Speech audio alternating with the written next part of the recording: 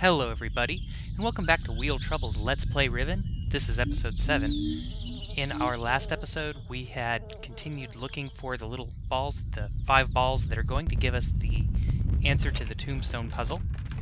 We know that the beetle is number 2, the frog is 3, the lapras-looking thing is 4, and we know a fish is involved. And if I recall right, it was number 1, that was the ball that was sitting in Gen's office. So we just need the 5th one, which I believe that was actually found in the lagoon on the ball. And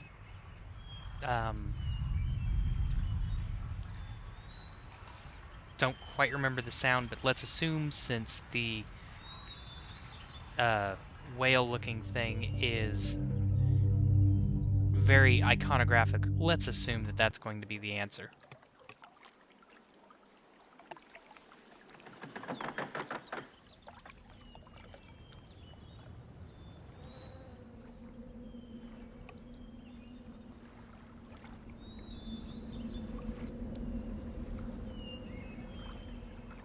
Okay, and pull the little lever to reveal the door.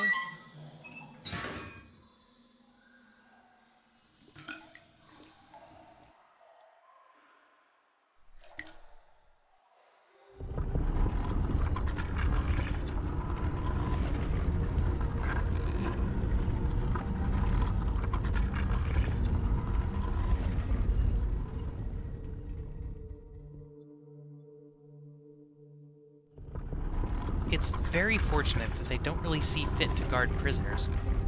Notice that? Oh, this is so much easier with the lights on. Okay, and here we go. Let's try the fish first. Scroll around and find it. You'll notice on the edges that certain symbols seem repeated. Those are actually the same tombstone. It's just the way they did each of the images.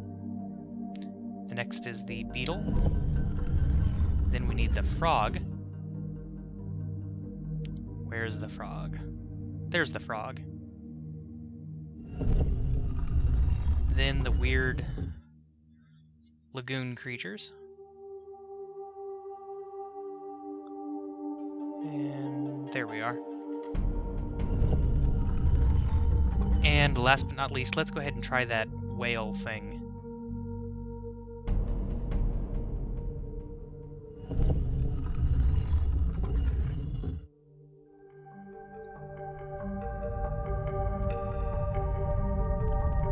There we go.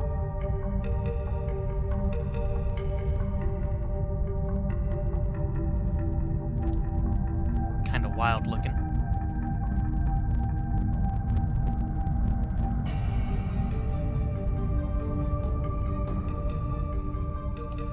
And now that enough of the water is cleared out of the way, or whatever that was,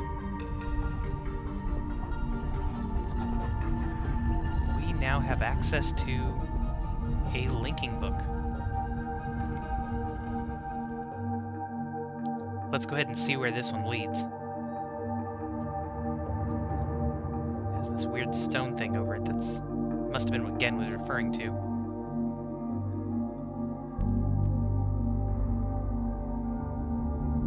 And take a quick overview of whatever strange new world it is that we are headed to.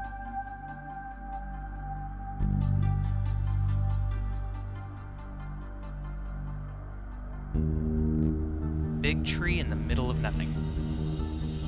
Interesting. Let's go.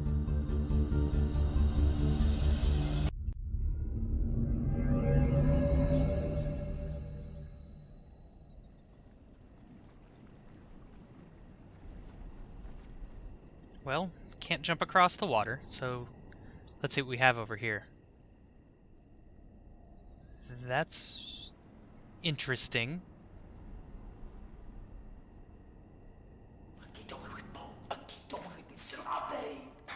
Oh, great.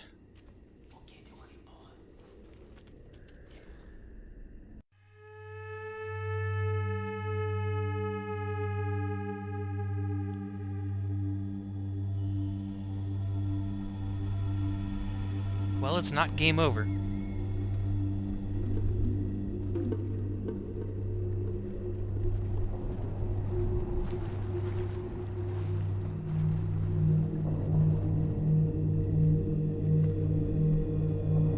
Killing me. Oh.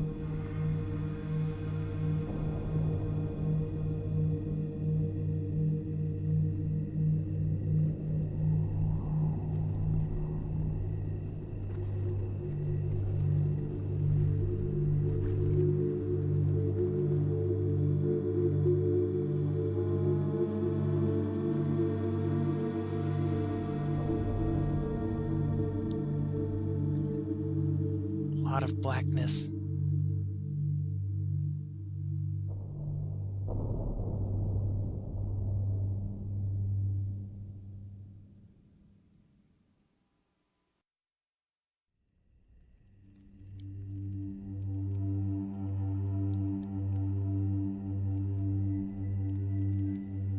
And it seems we are in a prison cell. Again. Well, there was our entrance point. Let's see what we can do in this room. An empty bowl. That does us a lot of good.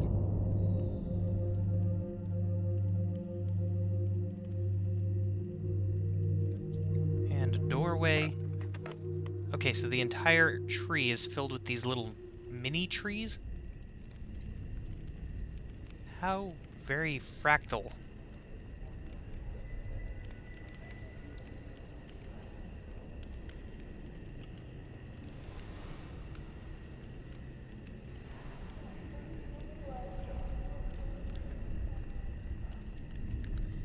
Well, just taking the scenery a little longer before we move away. Don't really see any point of escape, though. Oh well.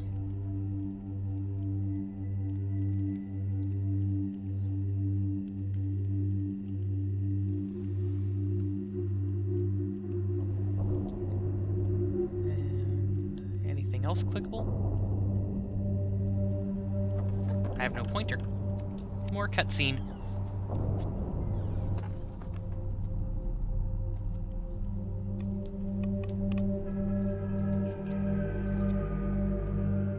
Katrina e now da saya palo. Yapa ay manay yelepo. Miotisay. Bekaretere wirape yelo kene falapo. Tisay. Why te fulupe? Did you catch all that? Good, because I sure didn't. All I heard was Catherine, and that's all I need. We know at least we're on the right track. Looks like we're going to have some more books to pour through, though. Did she leave it unlocked? No, of course not. Okay.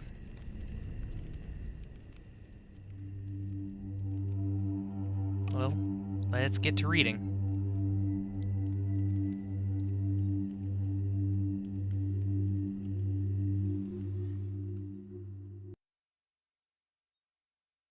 Okay, yeah, we've seen this book.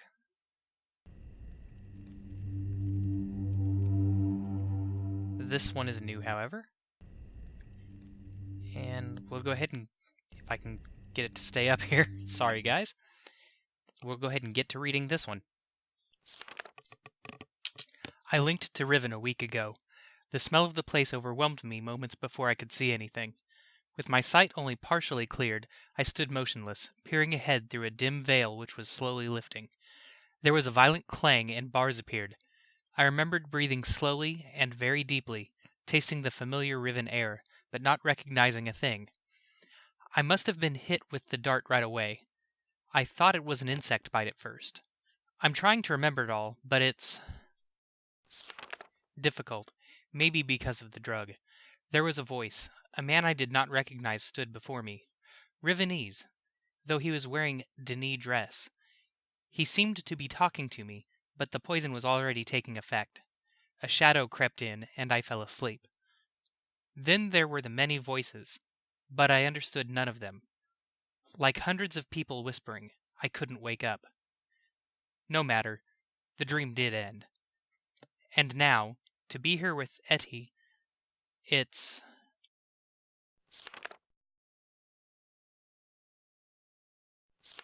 Let's go ahead and read this note. I write quickly from my prison. Nella will return your book which the moiety intercepted upon your arrival. After questioning her, I've concluded that it was written by Atris for a very specific purpose. Gen will desire to use it, although he may have suspicions. If you can find my prison, you will still need the combination to release me. Gen keeps it in his office. Then, I assume, we're to signal Atris. I think I know how it might be done, but don't signal him before I am released. Now to pick up where we left off. It's been so many years. I didn't realize how much I missed her, like a piece of me that I'd forgotten I'd lost. She's beautiful, and so full of warmth. But the years have also left her with a wound which was not there when we were children. I do wish she were more interested. It seems like I'm asking all the questions. It's awkward. No one asks me where I've been, or what I've been doing. This hurts, but I understand it. Their beliefs are born out of ignorance and depression. They are a gentle people, but they've had their nest destroyed, and now they frantically cling to anything that might save them. But why have they chosen to cling to me? I'm confused. As a child, I always felt out of place here. I never belonged. They misunderstood me, and I couldn't relate to them. But now, I'm overwhelmed by an intense feeling that I owe everything to them and this place. I thought I would never see them again, and yet I'm here. I've been given the second chance. But a second chance at what? Saving them? Fulfilling their prophecies? Being their savior? The moiety. Atris would want me to chronicle all that I've learned. I can at least record some of it. It seems that when Atris and I trapped Gen on Riven many years ago, our efforts were witnessed by most of the inhabitants here. 2 of the Rivenese even witnessed the confrontation with Gen at the fissure, where I linked back to Mist, and where Atris threw himself into the abyss. Of course, they understood little of what they were seeing, but they somehow were able to guess that we had won, that Gen was no god at all, but only a feeble impostor, a false god, and that we had trapped him here on Riven. I always hoped they would deduce this simple truth, but their further conclusions have astonished me. Atris had stripped Gen of his power, therefore Atris must be a true god. As a god, he was choosing me, the spiritual misfit from a Rivenese womb, to be his wife. I was transcended into a deity and would lord over Riven forever. Thus, the moiety, as they call themselves, were born, a dissident society, sworn enemies of Gen. I did not know of their beliefs regarding Atris and myself until 2 days ago. Etty was, for some reason, hesitant to tell me. I can't figure out why. I know she doesn't believe these things. Of course, everyone else assumed that I would be aware of my own god status, so they made no effort to inform me. I only realized it at a recent gathering to which I was invited.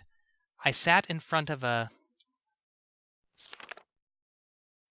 dimly lit and crowded cave, as they told a mythical story of my own life, acting out the battle between Atris, myself, and Gen at the edge of the fissure. The events had been exaggerated into grandiose proportions. It was offensive, but I was unable to stop it. I was unable to break the illusion which is the very foundation of their hope and purpose, which has given them courage to band together and rebel against Gen. Since then, I've learned of other doctrines and beliefs that have evolved, the most disturbing of which is the conviction that one day I would return to Riven to free them. Some believe that I will overthrow Gen. Others believe that I will bring them to paradise. I don't know how to deal with this. I fight myself.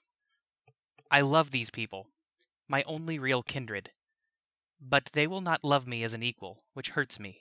I would rather be their slave than their master.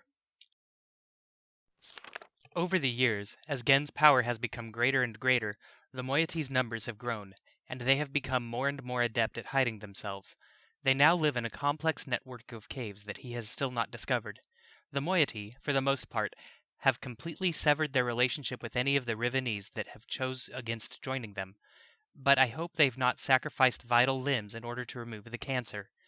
Even Father and Enant are still on the surface in Gen's domains, and I long to see them, but a dimness shrouds Etty's face every time I've mentioned them. Since this break took place, they have interfered with the surface in superficial ways, occasionally sabotaging one of Gen's constructions, or stealing food from the villagers. They wear strange masks and costumes during their short forays on the island's surface, and take this regalia very seriously, refusing to be seen by anyone outside the moiety unless they are properly attired. They get much pleasure out of the fact that those on the surface are frightened by these costumes, calling them evil spirits or ghosts. It was during one of these expeditions that they fortuitously rescued me from one of Gen's guards when I first appeared on the island. Otherwise, I'm sure I would have been delivered to Gen immediately. I've no doubt that he's now searching for me. Of course, I am now aware that I was fooled. Atris is not here. I was, at first, devastated by this realization. Now I am thankful. He would be in extreme peril here. Also, there is a quiet inner voice, an echoing remnant, that wants him far away. I have just witnessed an age dying, gasping its last breath. Today, I ventured to the surface to see what has become of this island. I hoped it would not be as bad as the moiety had reported. It was worse. They have become slowly accustomed to its steady decay, but I was devastated. The lips from which the kiss is wrought has fallen words, will fall cold breath. The womb from which the cry released has suffered hurt, will suffer death. To get to the surface, we had to travel through a complex series of doors and passages. Before the last of these doors, they offered me a weapon, which I accepted, and then a mask. I held the mask in my hands for a while, wondering what sort of terror it might invoke in those members of my family who still live on the surface.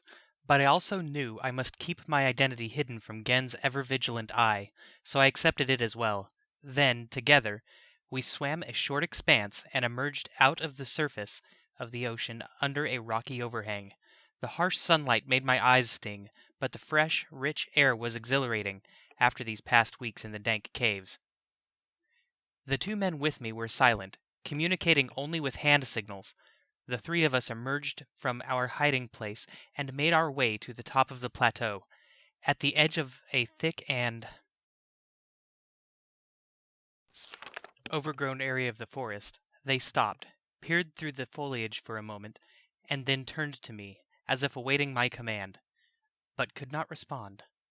In fact, I found it difficult to move. I was smelling, hearing, and breathing my youth. This swept over me in a matter of seconds, but in seconds more, all feeling was gone. There was numbness. We did not stay long on the surface, but it was long enough to see the worst. Riven, which was once one island, has split apart into 5 distinct pieces, about half a mile apart. 4 of these have been claimed by Gen as his exclusive domains. Only his ministers and personal militia are ever allowed to access them.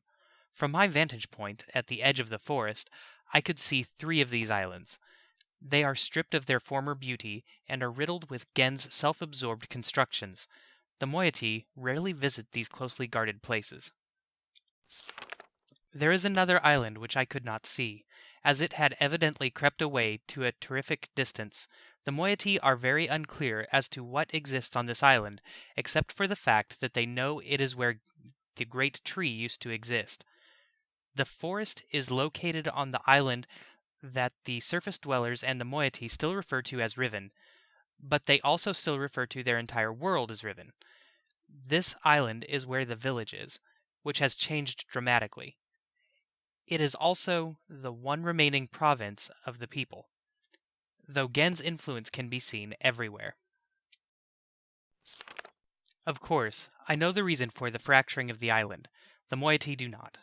Gen wrote this place, and it will die, as all of Gen's ages eventually die. I feel nothing today. I am nothing. I live in a cave on a dying world inhabited by people that... They are treating me so strangely. They don't even know how to relate to a god. I'm still an outcast here. They whisper amongst themselves, talking of my bravery during my excursion to the surface, how I walked across the island bold and unafraid. They don't know me. Even Etty is uncomfortable around me. At times there is no awkwardness, and I am only Katrin to her. But at other times I am something else. I am afraid. There's such a gaunt numbness inside me. Today, I do not feel closeness with my people. Neither am I offended by their worship of me. I do not hate Gen. I don't feel anything. At least Nella is still close. I am boiling. Gen is making and writing books. I wish they had told me sooner.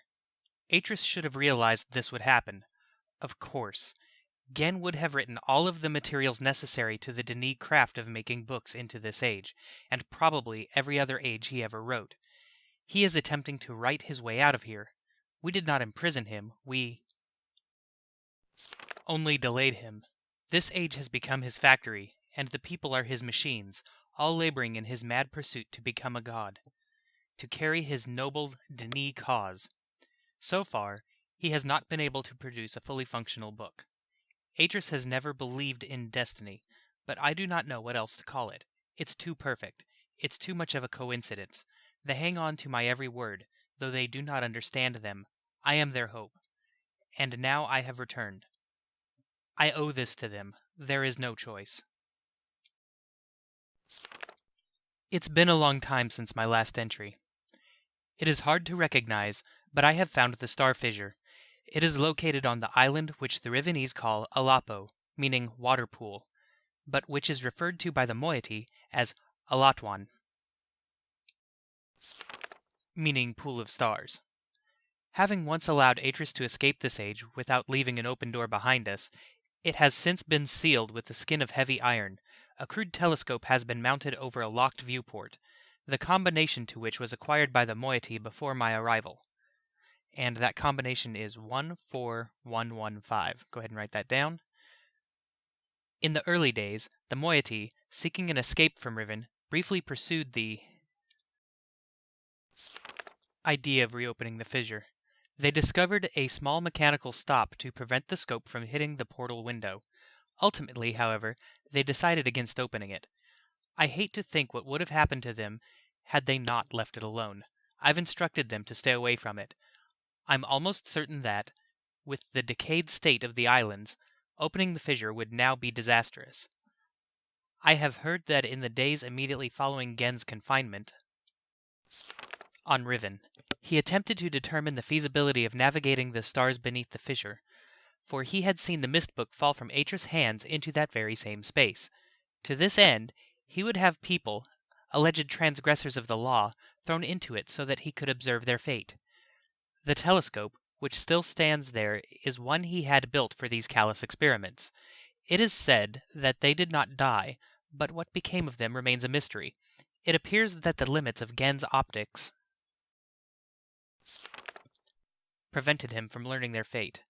The starfield beneath the fissure is not as it seems. It is a gentle space, as hospitable to life as a flowing river. This is how Atris explained it, after he had fallen into it. But much more than that we've never understood, and we were never able to conclude upon its origins. But the visions tell me that it was born out of the will of the Maker, perhaps for some greater purpose that we cannot yet understand. I still remember Atris' words from his journal. I realized the moment I fell into the fissure that the book would not be destroyed as I had planned. It continued falling into that starry expanse. There must be some greater reason behind it. I neglected to mention it earlier. The unique shape of one of the great daggers which appeared during our escape from Riven. The very dagger that stands vertically at one end of the Alatwan has been adopted by the moiety as the symbol of their cause. It is a sacred symbol for them. It is the representation of all their doctrine, and their representation of me. To deface this symbol is sacrilege. They have their own mythical explanation regarding its sudden origins. I haven't told them that I wrote it into this age, along with all the other daggers. It's strange how such a young religion can be so unbending. even to their own god. I have tried to dissuade them of the notion that the symbol contains so much power. The enemy uses this paranoia against them. They are fearful of Gen's symbol, and are terrorized by his symbolic use of the warg. But they don't want to hear this from me. Perhaps my attempts have even caused some of the younger members of the moiety to doubt that I am Catherine. My rare encounters with those who say they follow Gen have been discouraging. I have hoped to have some communication with the surface villagers, but they always flee from me. But I have heard news of some of the villagers' beliefs regarding Gen. Soon after we trapped Gen on Riven, he claimed that he was responsible for the daggers, placing them around the island as a reminder of their failure. In the village circles, it is told that this was a punitive act performed by Gen to mark the beginning of a period of restitution, at the end of which, if they have proven their devotion to him, they will be delivered unto a new and better existence. I will continue to try to reach them. The door is open and Gen is free. Gen has the ability to create working books. In fact, he has written one age before I arrived, but has kept this accomplishment so well hidden that only his closest ministers were aware until now. I'm not sure, but perhaps he has written others. Other news. A few years ago, before the moiety were forced into hiding, one of them managed to steal what appeared to be a test book that Gen had intended to destroy. It had been partially written, but did not work. They didn't tell me about it until now because they thought it was useless. Back then, none of Gen's books worked. But instead of correcting the problem at its source, he blamed it on the impure wood of the Riven forest and proceeded to engineer a cumbersome mechanical remedy, a complex series of domes, to heal his book's inherent flaws. One of the consequences of this crude solution, however, was that the domes demand huge amounts of energy, and the related problems delayed his success for quite some time. At last, however, he finished his work and was finally able to link to an age, but he kept his success extremely well hidden.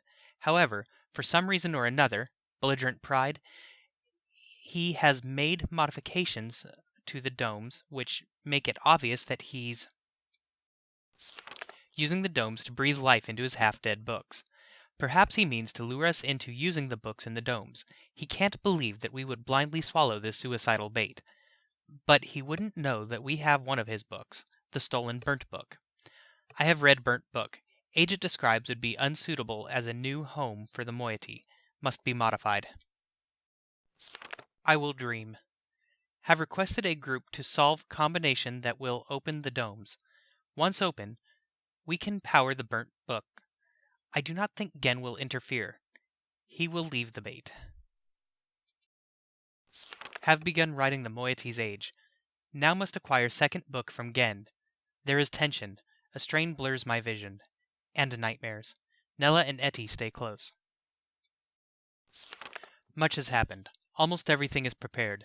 We have stolen another book, but I'm concerned. Gen will miss it. We have also discovered the combinations for entering the domes, but we have not discovered the method for powering them. By powering our burnt books with Gen's domes, we will be able to link to this age, but we will only have access to the domes for a short time, before we are discovered. Therefore, we can only use the domes once. I must find another way to make the books work. The gateway images in Gen's books and our burnt book all seem to share the same sickness. If they are not powered, the images are black. It might be possible to clear the vision with only will write substance into the moiety age. All is ready. Now all we can do is wait for word from the Moyater-esque, who are on the lookout for Gen to power and use the domes. When he does that, we will have access to one of Gen's domes just long enough. After linking to the age which I've written, I only have to locate the book window substance and refine or adapt it.